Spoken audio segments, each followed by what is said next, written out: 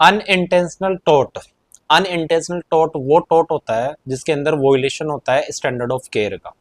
और unintentional tort के अंदर भी दो प्रकार के टाइप्स देखने को मिलते हैं, एक होता है माल प्रैक्टिस और दूसरा होता है नेग्लिजेंस।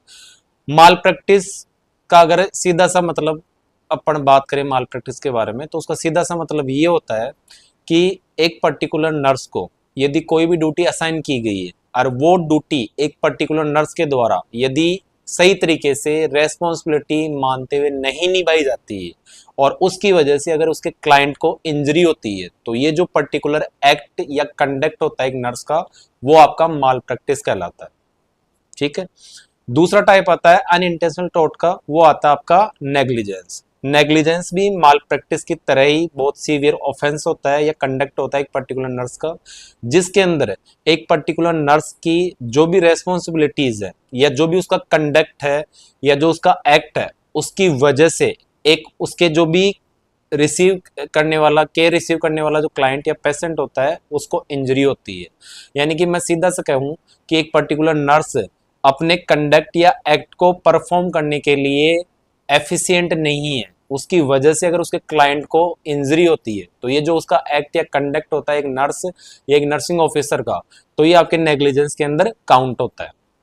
दूसरा, अगर मैं बात करूं नेग्लिजेंस की, तो नेग्लिजेंस के अंदर दो टाइप के एक्ट देखने को मिलते हैं, एक होता है कमीशन और एक होता है ओमिशन। बहुत ही इंपॉर्टेंट टर्म है दोनों ही।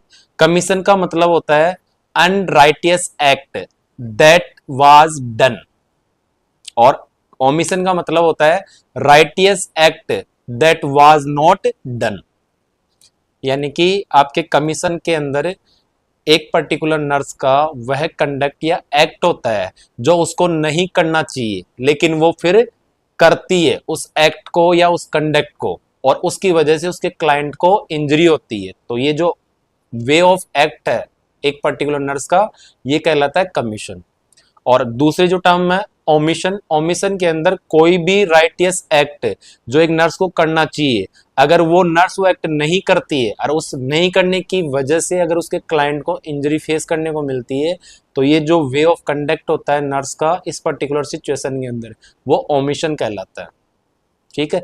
इसके अलावा नेग्लिजेंस के अंदर बहुत सारी चीजें इंक्लूड की जा सकती है, जैसे अगर एक पर्टिकुलर नर्स के द्वारा क्लाइंट की कंडीशन को असेस नहीं किया जाता है टाइमली, या रिक्वायर्ड है अगर वो एक्शन उस टाइम में और उसके द्वारा परफॉर्म नहीं किया जाता है, तो वो भी अपन नेग्लिजेंस के अंदर काउंट करेंगे।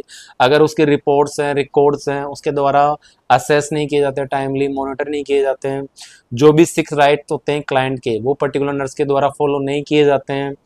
अब 6 राइट आप लोगों को पता ही है क्या होते हैं, अगर नहीं पता हो तो एक्ट और कंडक्ट भी आपके नेग्लिजेंस के अंदर ही काउंट होता है।